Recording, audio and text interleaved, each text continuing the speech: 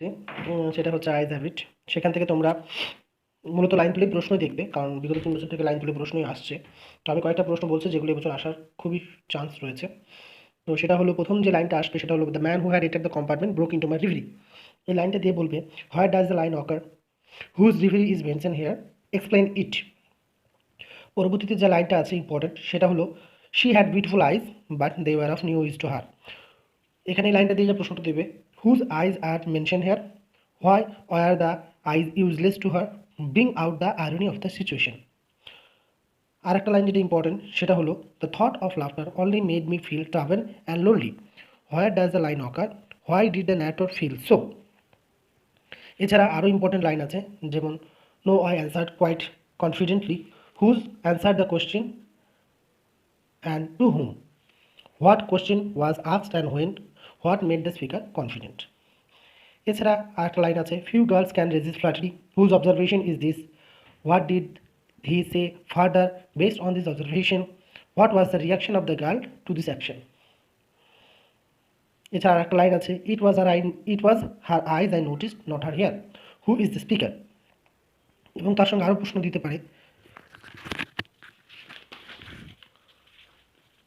What was the question to which the speaker answered was above quoted line, what did the speaker noticed about the eyes. এখানে একটু কেটে গেছে, তো তোমরা আমার কথাটা শুনে সেটা নিজের খাতায় তা লিখে নিতে পারো। পরবর্তীতে যে চ্যাপ্টারটা নিয়ে আমি আলোচনা করবো সেটা হলো স্ট্রং রুটস, যেটা ডক্টর এপিজে আব্দুল কালাম লিখেছেন। তো সেখান থেকেও মূলত লাইন তুলে প্রশ্নই বেশি হবে। এখন বিগত 3 বছর এরকমই হচ্ছে, তবে কয়েকটা থিওরিটিক্যাল প্রশ্ন হতে পারে, যেটা তোমাদের ভাগ্য ভালো হলে কমন পেয়ে যাবে। সেরকম একটা প্রশ্ন হচ্ছে, draw the picture of communal harmony as you find in the prose strong roots, বা describe the locality of APJ Abdul Kalam live in his childhood. এই দুটো প্রশ্নের উত্তর কিন্তু একই হবে, যেটাই আসুক তোমরা যে কোনো একটা লিখলেই হবে। এছাড়া এখান থেকে লাইন তুলে যে প্রশ্ন যেটা বলছিলাম, we lived in our ancestral house, এই লাইনটা খুবই important. When was the house built, what kind of house was it, how did the imitate inmates of the house live the life in the house.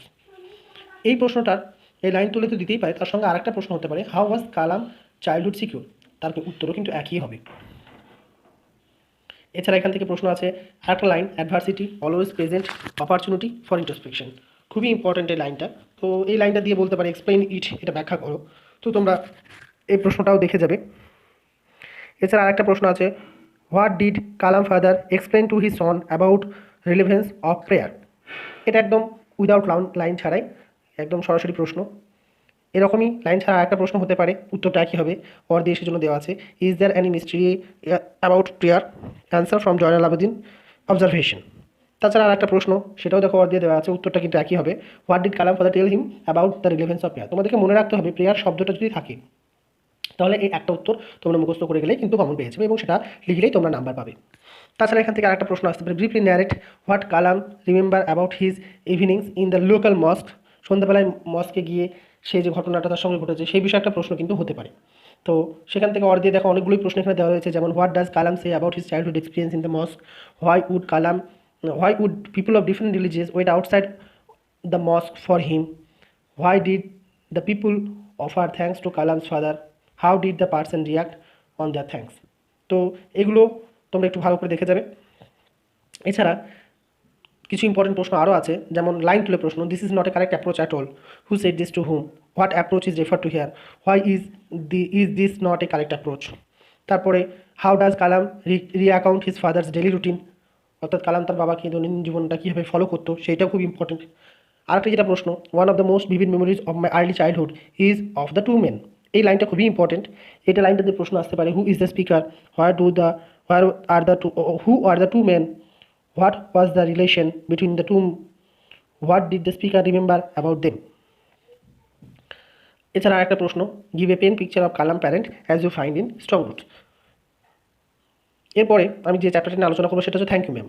যদিও এখানে 4টে গল্প রয়েছে, তোমরা যে কোনো দুটো গল্প ভালো করে পড়ে গেলেই হবে। অর্থাৎ তোমরা যদি আইজ হ্যাবিট, আগে যেটা আলোচনা করলাম, এবং স্ট্রং রুটস, সে দুটো যদি পড়ে যাও তাহলে থ্যাংক ইউ ম্যাম আর করার প্রয়োজন নেই।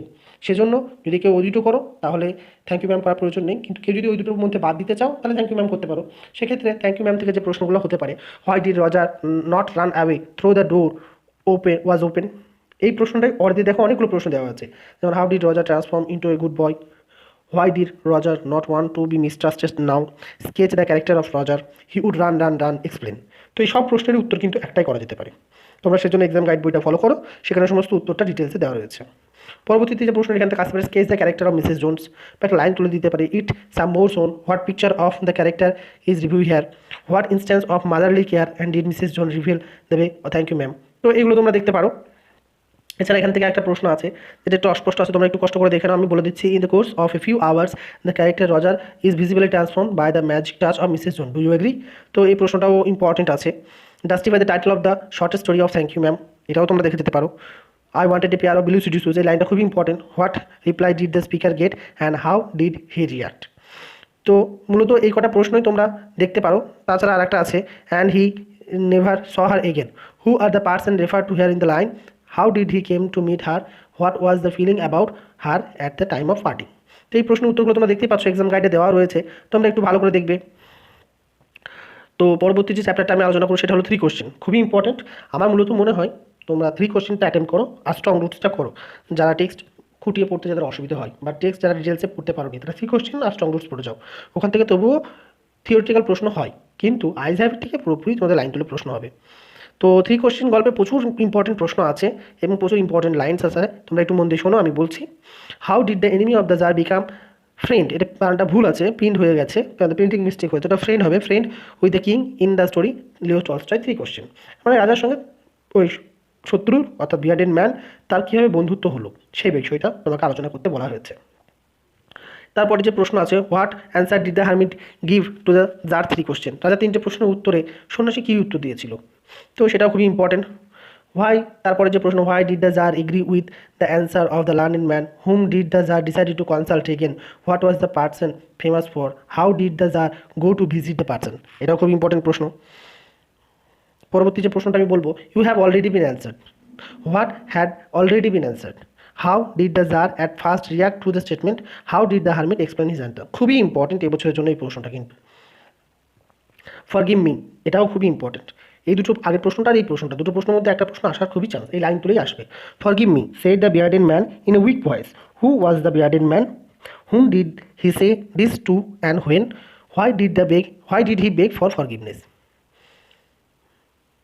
এছাড়া আরও কিছু প্রশ্ন আছে, আমি বলে দিচ্ছি যেগুলো তোমরা একটু ভালো করে দেখে যাবে। Here come someone running, who was running and why, describe the condition, how was he received at the hermit's cottage, I have come to you, wise hermit, এই লাইনটাও খুব important, who said this, why did the speaker,